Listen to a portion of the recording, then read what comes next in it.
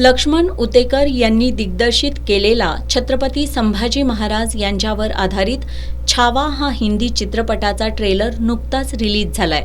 यामध्ये छत्रपती संभाजी महाराज हे लेझिम खेळत गाण्यावर नृत्य करताना दाखवण्यात आलंय। याला अनेकांनी आक्षेप घेतलाय। यावर बोलताना माजी खासदार संभाजीराजे छत्रपती यांनी चित्रपटाच्या टीमनं इतिहास अभ्यासक आणि जाणकारांसोबत चर्चा करून दुरुस्ती असेल तर करावी असा सल्ला दिलाय।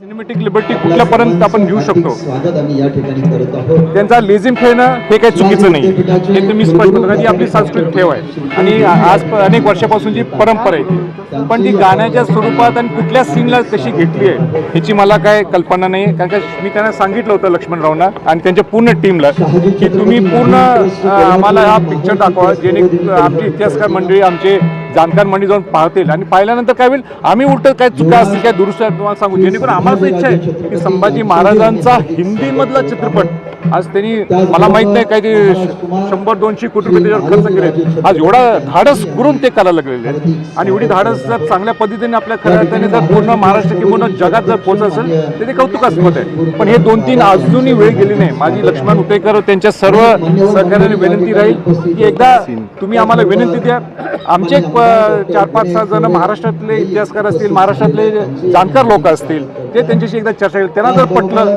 आणि ती सिनेमॅटिक लिबर्टी ओके असली आणि काही चुकीचं नसेल तर आपण पुढे जाऊ शकतो। चित्रपटाची सिनेमॅटिक भाषा असते, मात्र सिनेमॅटिक लिबर्टीच्या नावाखाली इतिहासातील घडामोडी दाखवताना त्यातून चुकीचा संदेश जाऊ नये याची दक्षता घेणं गरजेचं असतं। त्यामुळे चित्रपटाच्या टीमनं इतिहास अभ्यासक जाणकार यांना एकत्र बोलवून चर्चेअंती पुढे जावं अशी विनंती त्यांनी केली आहे।